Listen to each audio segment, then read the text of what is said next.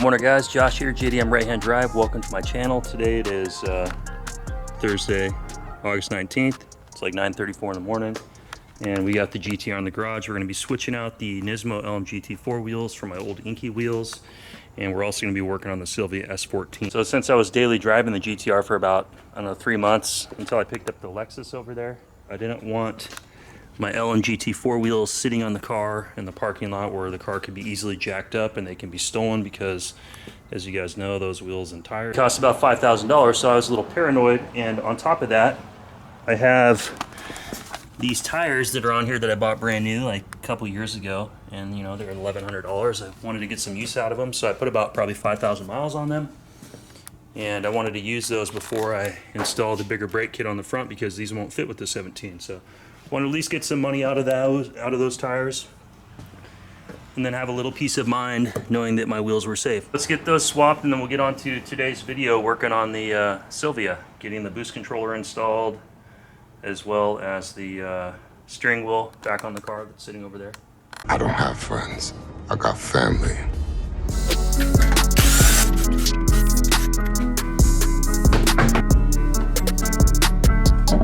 We're gonna keep the lugs from getting scratched. Even put a little tape on the inside of the key.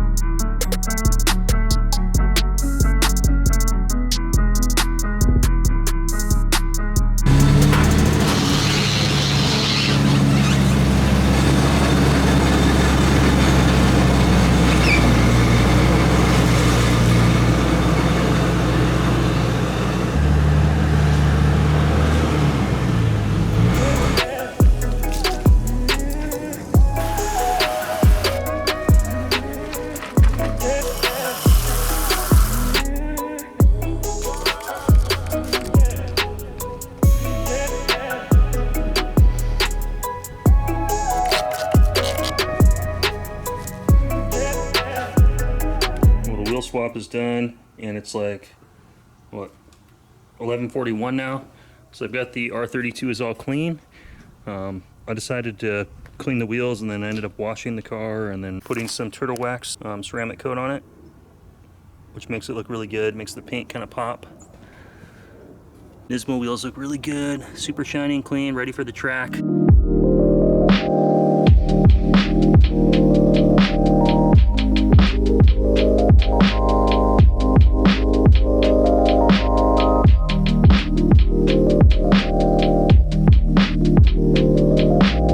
So a little bit of a detour this morning, so let's go ahead and hop into the S15.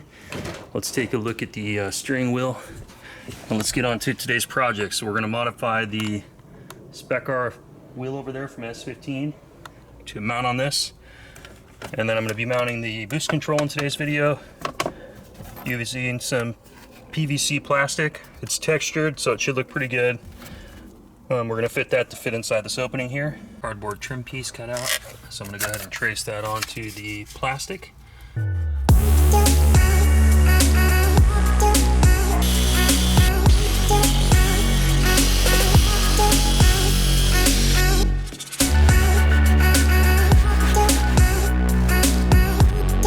The edge is all flat, and I rounded the sharp corners here just a little bit so it'd look a little cleaner. All right, let's move the shifter back a little bit, and let's see here.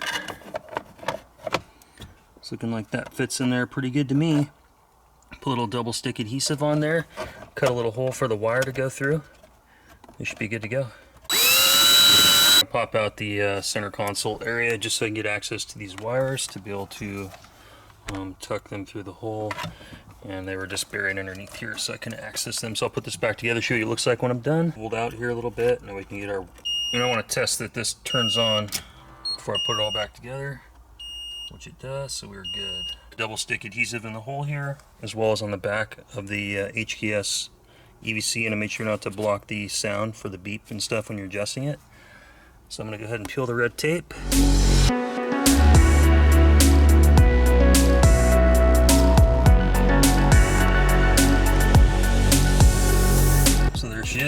all done. Could have probably measured it out a little bit better. The hole was dead center in here, so you've got a little bit of an edge. It's not even, but for me, that's good enough. It's better than it was. You can easily adjust it all and get into the boost setting.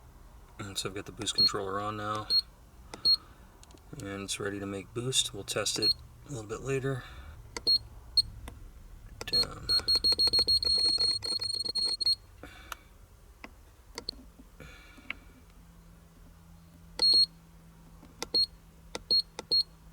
I decided to cut out a little bit more of the hole over to the left and up and kind of smooth it out so I can get the EVC mounted perfect, because it's just going to bother me. So that looks way better having that thing centered. It's looking good. ABS plastic in the dash is very similar. It's like, I'd say a 90% match. So I ordered this on Amazon for 10 bucks. I'll have a link in the description down below if you guys are looking for the same type of ABS plastic. It's just nice and handy to be able to make little covers and stuff like that. They look more factory than a big freaking hole. And I think this turned out way better mounted down here versus up here. I can just clean the pocket out and, like I said, use that for like a cell phone or something like that, or my wallet. So yeah, I'm pretty excited. Let me know what you guys think. If you think this kicks ass like I do, give the video a thumbs up. It sure helps. And let's move on to the steering wheel. For a good place to put my old engine ornament from the R32. Let me know what you guys think. Just a little touch of Nissan Skyline out here. Looking at the center steering wheel in order to modify this steering wheel to fit over that hump. I'm going to have to basically shave a little bit out of that. I'm going to cut the plastic back here. This is the back of the wheel that I took off the car. Whoever did that did a really crappy job just on like a drill press. Shows me how much material I need to remove. So I've already started die grinding this off just with this die grinder bit. So I'm just going to slowly grind this out. It should only take me about, I don't know, 5 minutes or so. And so we're definitely getting a little closer here. I'll keep grinding and then we'll mount it up. Okay, let's do the test fit, guys. Pretty sure this will go. So you guys can see how much I had to cut. A little nub still goes through. Steering wheel's on straight up and down, and we're good to go. So go ahead and put the nut on and torque this down. The battery disconnected, and we've got the airbag. Everything, all the wires are in. So let me set this in, show you guys what it looks like when I'm done. And this is what it looks like installed. So it matches the rest of the interior. It's not perfect and clean, being that this interior is sun damaged and sun faded and it's got scratches all over.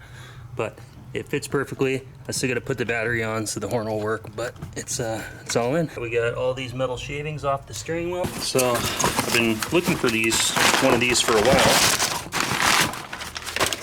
And this is a hard to find part for the Silvia. And this is a brand new TPS or throttle switch or whatever. And I ordered these from, I'll put the name of the website up. It's Olympia Nissan, or Nissan of Olympia. And they've got a ton of parts for both the R32 and Silvia S14. They have this throttle switch for like 95 bucks, and a lot of other places were like 160, 150, something like that. And they've got all kinds of stuff stocked for the S14. A lot of new stock because a lot of parts are discontinued. It seems like they've got a pretty decent inventory. So if you guys need something for your JDM stuff, definitely check them out and save some money, get the parts while they're still in stock. I'm gonna remove the old one. There's the model number. Matches perfect to the new model number. You can see how old this plastic is. It's gray versus this is black. So I'll slip that in. I'm just gonna scrub at this rust real quick.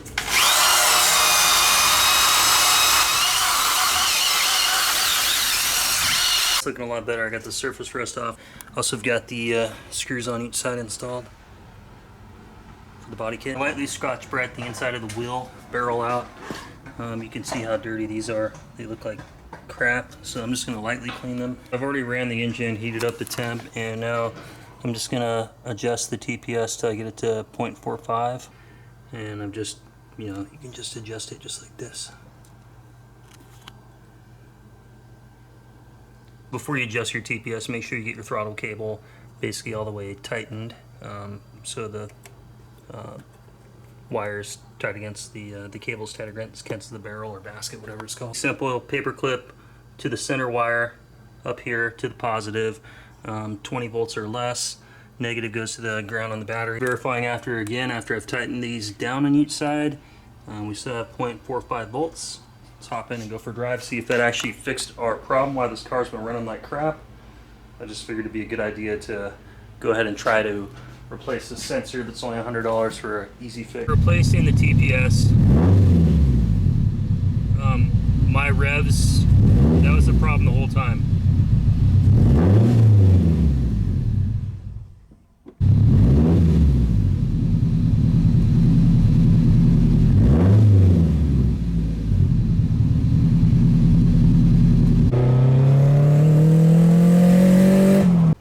Back home, car still drives the same as before. The TPS sensor made no difference. It's going to be something that somebody, whoever buys it, is going to have to figure out. But you can see the brakes look way better. Soon we ran some more, they'll shine up. And yeah, I'm going to clean up the garage, pull the R32 in. But beyond that, guys, we are done with today's video. Leave me some comments down below. Let me know what you guys think. Feels good. Be able to keep my other steering wheel. Finally got the boost controller mounted. I'm going to list the car for sale probably tomorrow, which will be today for you guys when you watch the video, because I'm going to edit the video and upload it tomorrow as well. So anyway, guys, thanks for watching. Like, share, comment, subscribe. See you next time. Peace out. So I thought I'd throw a little bit extra. The sun's setting. Just got done detailing the engine bay, and really all I could do is adjust this little set Allen, or this little set nut or set screw. And I basically just prop that to keep the throttle body open. I adjusted the idle air control valve to basically set the RPMs to about 1500. That's the only thing I could do. I tried 1200, 1100, 1300. Seems at 1500, as the RPMs come down, the engine won't stall. So at least the car will be drivable. You burn a little bit more gas when you're sitting at a red light, which isn't going to be that often. You're going to be driving at 3000 RPMs all the way down the freeway anyway. Tire shines on. Car's looking good. Tilled the interior so it's all dusted and cleaned out. Everything is vacuumed. Put a little Armor All on the dash. Try to shine that up a little bit. And I've reassembled the rear. All new clips and fasteners and everything in there. So this is pretty much good to go. We've got the body kit pieces if they want those for the front bumper. And I've washed the stock bumper as well, so it's all cleaned up. It's been sitting, I'm in the backyard by the shed outside in the rain for like the last year and a half, so it's a little dirty. Unfortunately, it is cracked, which sucks. I'm sure a nice body shop could easily repair that. Fix that crack in the polyurethane and just get all new fasteners and stuff. This thing could be repainted. If I was going to keep the car, I'd honestly restore this bumper, because the Dolok bumper is so low. It's only like 3.5, 4 inches off the ground. You can't even drive around anywhere without scraping. It's more frustrating than anything else.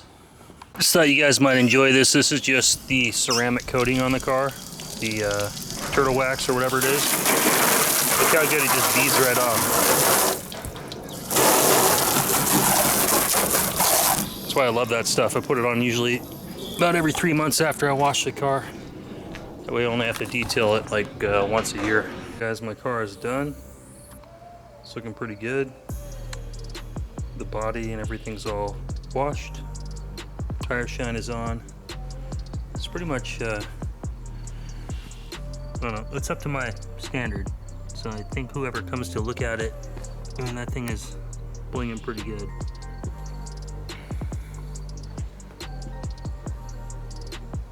I'm pretty happy with it. Honestly, it really breaks my heart to have to sell this car. Like, I've basically done everything to this car like it was my car, and I wanted to keep it, and I wanted to make this a drift car, and my R32 is going to be my track car. That was kind of the goal for the channel. But I screwed up, so if you guys can take anything away from this, do not buy a car if you're married without telling your wife. Even though, like, I paid for it with all my own money, she didn't invest any, like, a single penny into it. I've invested all my own money, all my own time, my energy, and it just really screwed up our relationship. So I'm gonna have to sell the damn thing, and it breaks my heart. And of course I broke her heart, so I guess we're kind of even, but I'm not sure what I'm gonna get next. I'm gonna get something. So anyway, guys, thanks for watching. Don't forget to like, share, comment, and subscribe. and I'll see you guys on the next video. I'm freaking exhausted.